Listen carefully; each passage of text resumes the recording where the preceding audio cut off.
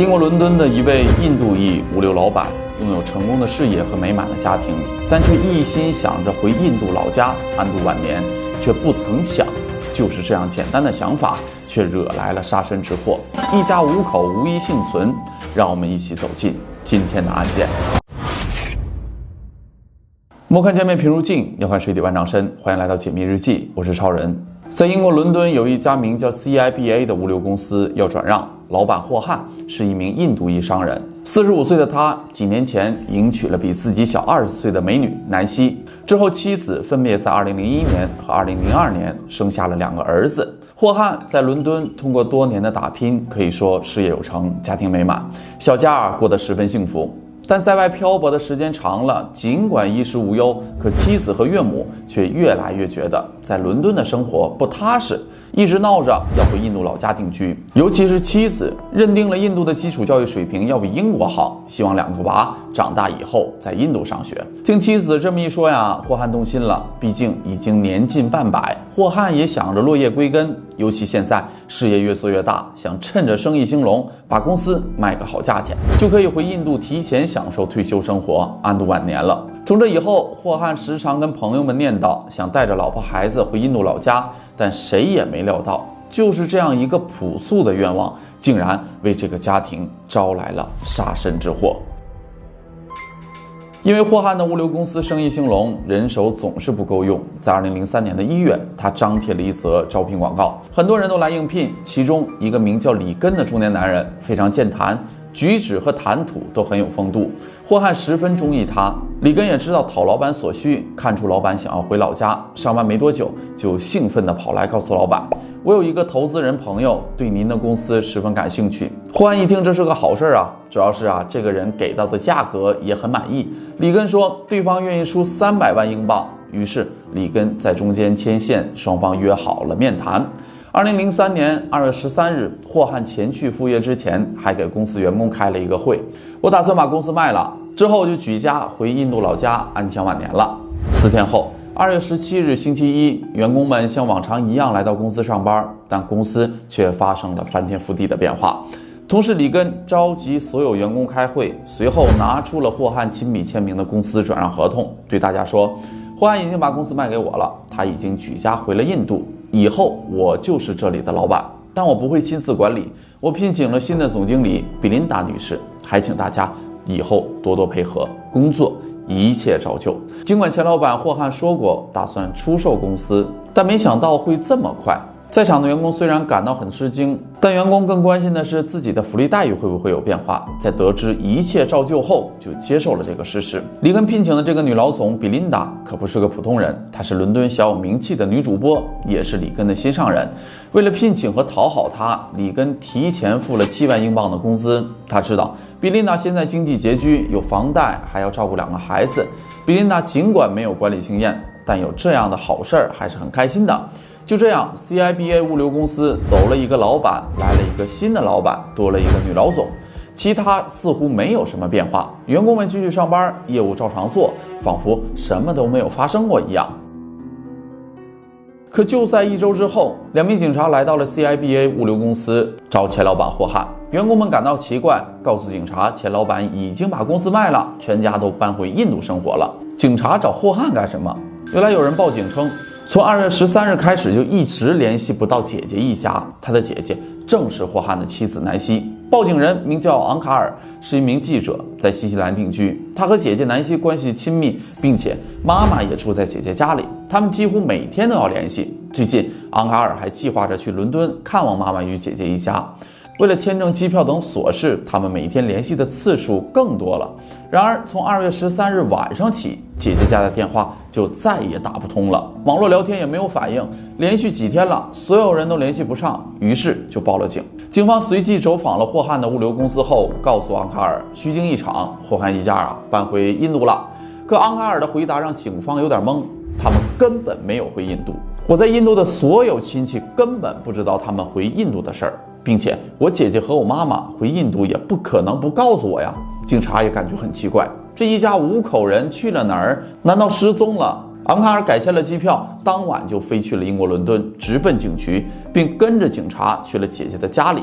来到霍汉家后，警方发现客厅里散落着孩子的玩具，厨房的锅里还放着没有做好的饭菜，已经发霉变质了。家里没有清理收拾任何东西，这根本不像举家搬走的样子，更像是一家人突然消失后的样子。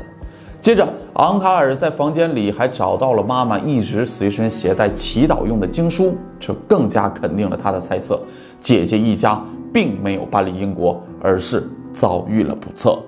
警方正式以失踪立案，可是该从什么地方开始调查呢？警方决定先从购买霍汉公司的新老板里根查起。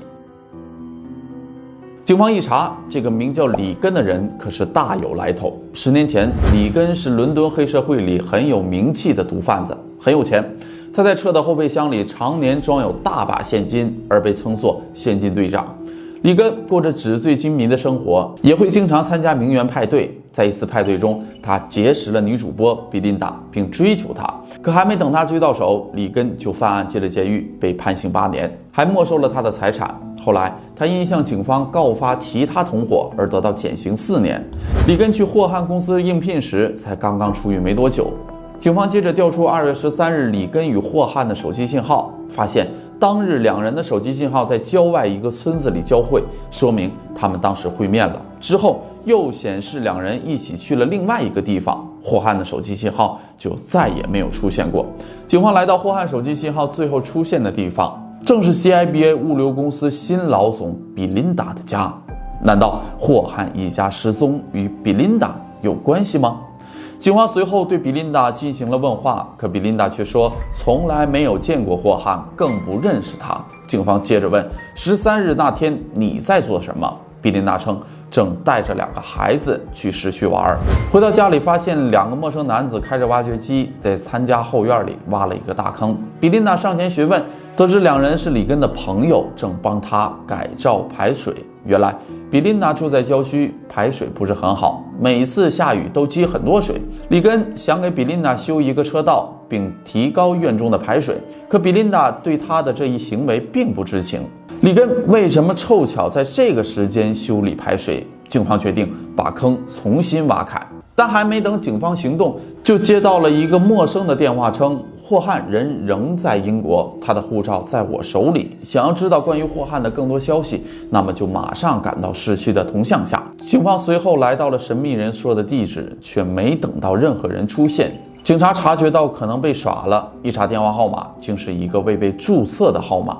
第二天，警员又来到了比琳达家，在院中整整挖了5天，挖出了一些毛发、珠宝与婴儿衣物，这让警方产生了怀疑：挖出的毛发是否属于霍汉一家？土里怎么会有珠宝？婴儿衣服是否属于霍汉的2个孩子？可霍汉一家的尸体一直没有找到，也没有找到其他线索，案件被迫陷入了停滞。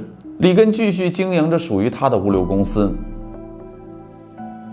2003年4月，警方接到报警，在伯恩茅斯码头附近水域浮出了一具遗体。警方立马赶到现场，发现是一具男性遗体，死者手脚被捆绑，全身被胶带缠绕，头部有钝器击伤的伤痕。法医判定是窒息而亡。第二天，在同一片海域又出现了2具遗体，法医鉴定这是2具女性遗体，头部有被钝器击打的痕迹，同样是窒息而亡。此时距离霍汉失踪已经2个月了，警方立即联想到这海边出现的3具无人认领的遗体是否是霍汉一家。随后从遗体上提取了 DNA， 与比琳达院中挖到的毛发进行比对，果然属于同一人。里根非常可疑。正当警方想要拘捕里根时，他早已逃往了比利时。随后警方抓捕了在比琳达家中挖坑的2名工人，而这2人也都是老熟人了，都曾因为贩毒入狱。其中1人想减轻罪行，向警方坦白了里根绑架